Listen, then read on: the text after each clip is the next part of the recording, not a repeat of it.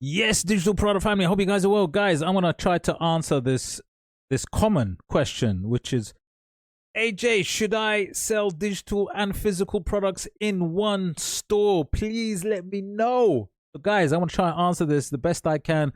But as usual, before I get going with this amazing video, if you love digital products, you love creating, researching, listing, and all of that mad Etsy stuff, then please hit the like, subscribe, smash that notification bell. Don't forget to share, because you know what we do. We're sharers over here. You know what I'm saying? Anyways, let's go. So look, great question. Now, obviously, I'm a digital product connoisseur man. Now listen, the fact of the matter is, you can make money. Look, you can make money just doing an only digital product store, right? Right? You can make money only doing a physical store. It's possible. So both of these types of stores make money. You can do something like a hybrid store where you've got digital products, but at the same time you are selling physical products. You can do something where you got something like Printify, where you hook up print on demand. So you got a digital design, and then you're selling it as a physical product. If it's a wall art, a downloadable wall art, then on a canvas through Printify, let's say, okay, through your print on demand partner. That can work if obviously something that is related and something that makes sense to the customer. So yes, you could. Now, what is my advice? My advice is to start with a digital only store, right? I mean, I'm talking about if you're starting digital product. Look, for me as a digital product store guy, I would definitely advise, especially newbies, is to stick to a digital product store and stick to a niche. Okay? Now listen, there's a lot of reasons for this. One big one is for the Etsy algorithm to understand and favor you and know what you're about, right? Especially at the beginning, they need to know what you're about. They need to know where to put you up on those searches up there. They need to know. You don't want to start confusing the algorithm with start throwing out physical items and stuff like that. You want to keep it simple. You want to understand the game, especially at the beginning. There's a lot to learn. I'm telling you. Ask those veteran sellers.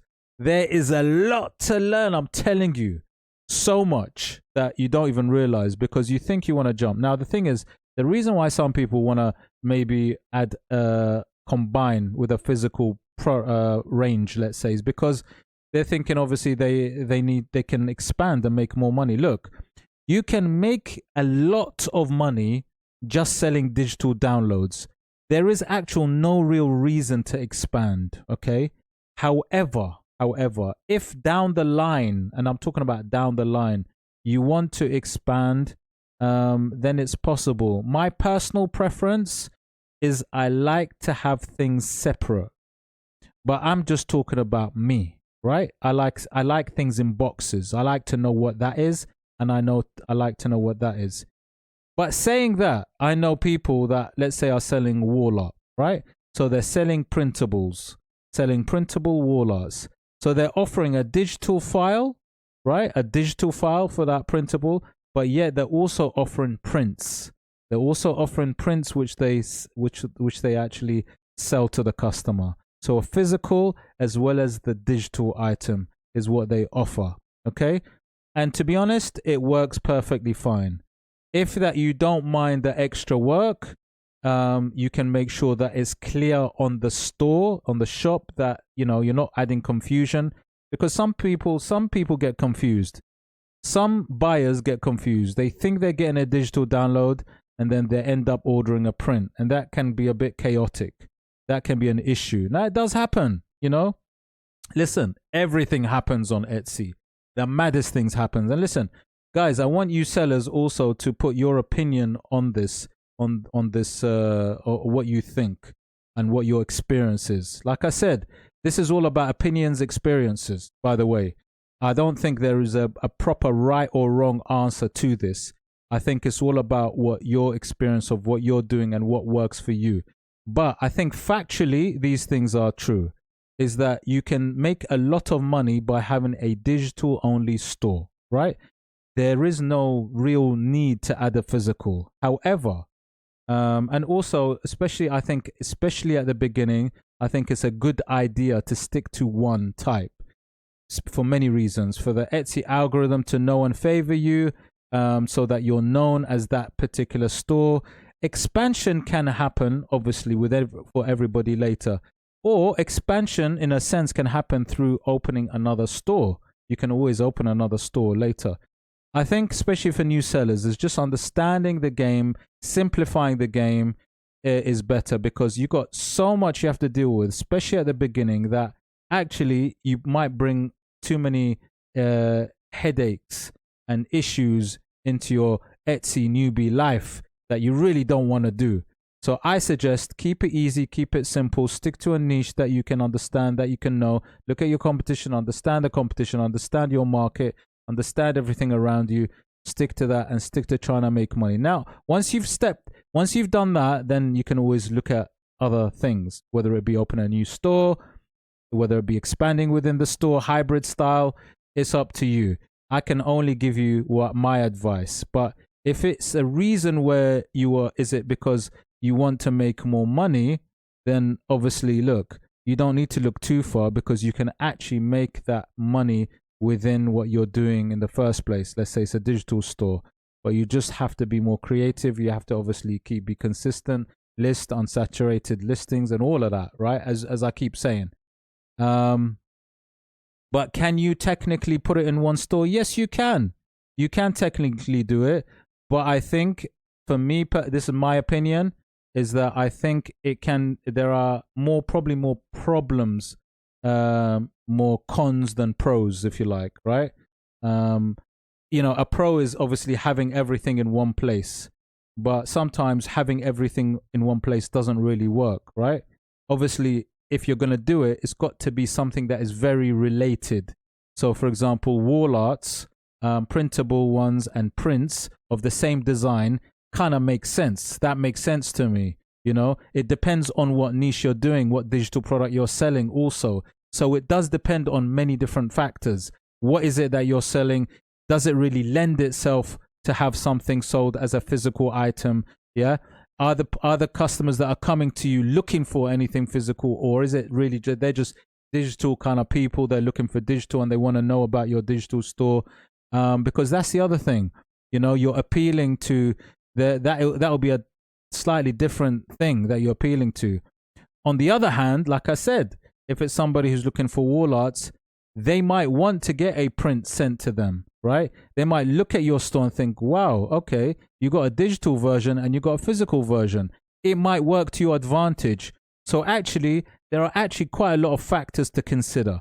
However, in the overall scheme of things, if you're a newbie, I will always say stick to one type. Stick to one type and niche down. Keep it simple for yourself. Make sure the Etsy algorithm knows and favors you and wants you and pushes you, because it's going to be hard enough to understand the SEO, the listing, the thumbnails for one type of product, because you'll have to be consistent with that quality over and over again, especially if you're listing on a daily basis, keeping it consistent. But if you're starting to do different things, and then you're putting physical items, and then you're going to have to worry about delivery dates and things like that. When for digital downloads, you wouldn't have to worry about that. You're adding more stress. But guys, like I said, that's a little discussion that I'm giving. Put in the comments below what you think, what's your opinion, what your opinion is, because like I said, this is a very much opinion-based discussion. I don't think there's a right or wrong way. However, I've got my way. What is your way? Let me know it in the comments below, and then let's get some discussion going, because I think this is a fabuloso discussion and it can work real well. Look, let's just look at a couple of examples while I'm at this, right? Check it out, man.